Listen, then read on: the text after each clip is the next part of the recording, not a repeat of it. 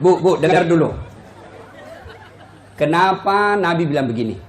Andai saja boleh manusia sujud kepada sesamanya manusia, maka istri sewajibkan sujud depan suaminya. Dengar baik-baik, bukan Nas'at Latif bilang, Bu. Nabi, andai saja boleh manusia sujud kepada sesamanya manusia, maka kalian istri sewajibkan cium kakinya itu suaminya. Kenapa? Karena ibu harus tahu, dosa ibu kami para suami yang tanggung. Beda kami laki-laki dengan ibu. Ibu bikin dosa, ibu tidak puasa, ibu tidak sholat, meskipun suaminya ulama, suaminya penceramah, suaminya Senin Kamis puasanya, tahajud tiap malam, suaminya hafal Quran, tapi istrinya tidak baik agamanya. Kata Allah, ku ampusakum wa akhlikum narani. Kau suami, pimpin itu istrimu masuk neraka. Beda ibu-ibu, ditanggung oleh kami laki-laki. Suaminya tukang judi, suaminya pengedar narkoba, suaminya perselingkuh, suaminya pemakan haram, tapi istrinya istrinya baik, rajin sholat, taat sama suaminya, perintah suaminya diikuti. Meskipun suaminya bajingan, tidak ada urusan. Suami masuk neraka. Nabi jelaskan kepada ibu, Bu, lihat ini, kata Nabi kalau bahasa kita, Bu, lihat ini 7 pintu surga, tadkhulul jannati bisalam. Silahkan ibu pilih mana pintu surga yang ibu mau masuki. Itu enaknya jadi perempuan, ditanggung dosanya sama laki-laki. Beda kami laki-laki. Ibu tidak tanggung dosa kami. Maka ibu-ibu, yang pertama tujuan suami itu bukan cari nafkah. Ibu yang perlu cari dari suami bukan mendidik yang utama, tapi yang utama adalah cari ridhanya suami. Jangankan ibu keluar rumah, Senin Kamis saja diharamkan oleh Allah apabila tanpa izin suami. Saya ulang, jangankan keluar rumah, Senin Kamis ibu puasa sunnah tanpa izin suami, haram. Puasa itu, Bu. Contoh, pengantin baru. Suaminya cuti 3 hari. Istrinya langsung, Bang, saya puasa Senin Kamis ya. Kata suaminya, saya sengaja cuti ini karena saya mau dapat jatah siang-siang. Tidak boleh ibu puasa tanpa izin. Ya? Jelas? Jelas ibu?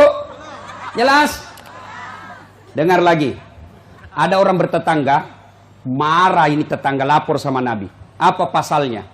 Sakit ini ibu tetangganya, dia datang panggil anaknya, seorang perempuan. Bu, ibu, mamanya lagi sakit, datang ki pergi lihat ki. Apa kata ini ibu anaknya?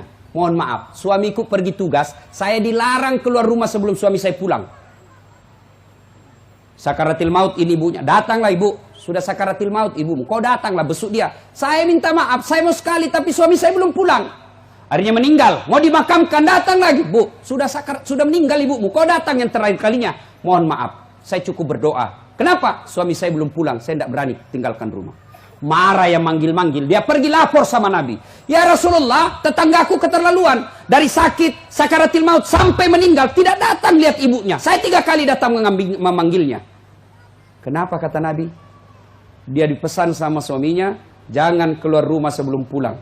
Mendengar ini, apa Nabi marah? Subhanallah, Nabi justru menjelaskan, alhamdulillah diampuni seluruh dosa ibu yang meninggal karena punya anak yang taat sama perintah suaminya. Ada ibu-ibu Bayangkari begitu sih? Ada? Yang banyak saya lihat baru 10 menit pergi suaminya juga keluar juga dia Pak. Dia tawaf satu komplek. Dia keliling satu komplek. Masya Allah. Ya. Alangkah bahagianya kita suami pergi menjalankan tugas sebagai aparat negara. Lalu istrinya sholat duha 8 rakaat. Selesai sholat duha dia kirimkan SMS suaminya. Pak, jangan menghalalkan segala cara. Rezeki sudah Allah tentukan. Meskipun bapak kejar kalau bukan rezeki, bapak tidak akan masuk. Tapi meskipun bapak tidak kejar setengah mati, kalau rezeki bapak pasti masuk. Bapak jangan menghalalkan segala cara. Salam sayang selalu dari istrimu di rumah. Bahagianya. Itu suami kalau dapat SMS begini Bu, dia kasih lihat itu semua di kantor di polsek. Lihat kau istriku, istri yang soleha. Pernah SMS begitu suaminya Bu? Pernah? Paling SMS, jangan lupa singgah beli gas. Masih baik kalau gas, kalau pembalut. Saya pernah rasakan ini, Pak. Saya pulang takziah malam-malam, tiba-tiba mamanya cek SMS. Ustaz, habis pembalut. La haula wala quwata illa billah. Saya singgah di warung, saya berdoa, mudah-mudahan tidak ada yang kenal saya. Begitu saya bayar, tiba-tiba ada ibu bilang, Ustaz beli pembalut.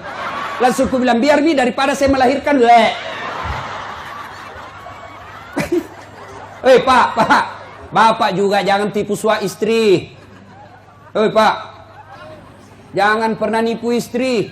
Alasan rapat, ternyata pergi merapat. Saya dipanggil komandan, ini namanya istri kasihan kalau sudah lapor, komandan, lah iya Pak, silakan lari. Ternyata pergi merapat. Pak, kadang saya ditanya, Ustadz kenapa pangkat golongan saya tidak bisa sekali baik Ustadz? Rezeki saya, Pak. Saya bilang, Bapak dosa sama istri.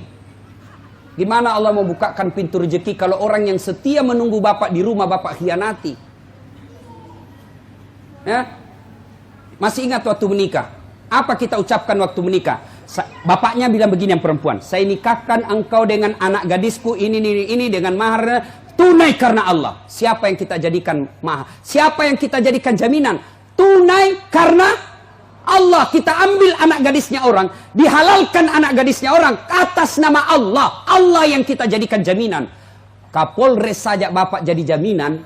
Kalau Bapak salah gunakan, dipindah Bapak, Pak. Kalau perlu dipecat. Saya atas nama Kapolres ini diminta untuk, padahal itu bohong. Marah Kapolres, Pak.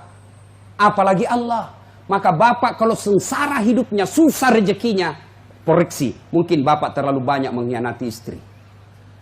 Gimana Allah mau bukakan pintu rezeki? Kalau istri suka marah-marah, Bapak, kalau istri suka marah-marah, rumusnya diam. Jangan, kalau istri marah, minta penjelasan, lebih diam. Kalau perlu makan obat tidur. Karena itu perempuan kalau dia sudah marah, dijelaskan, tidak jalan otaknya, Pak. Apalagi kalau dia bilang, pokoknya, sudah diam saja, Pak. Dijelaskan tidak masuk akal. Sudah dijelaskan, tidak ungkit lagi yang 10 tahun yang lalu. Kenapa dua? ini semua ini.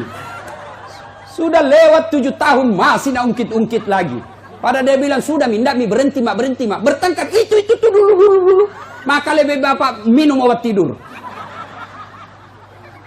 Kalau dia ngomel, Pak, maklumi saja. Kenapa? Dengar baik-baik. Ada sahabat Nabi, waktu itu Umar bin Khattab presiden. Suka ngomel dan marah istrinya. Maka suaminya mau lapor sama Umar supaya dipanggil, dimarahi sama Umar, presiden. Begitu dia mau lapor sama Umar, dekat dari rumah Umar, dilihatnya Umar juga dimarahi sama istrinya. Pulang dia bilang, presiden aja dimarah, pulang dia. Besok ketemu sama Umar, ya Amirul Mukminin, saya lihat Anda kemarin marah-marah sama istri, diam-diam saja. Senyum, dengar bapak-bapak, dengar para lelaki. Apa jawaban Umar? Begitulah cara saya berterima kasih kepada istriku yang telah hamil, melahirkan, dan menyusui anak saya.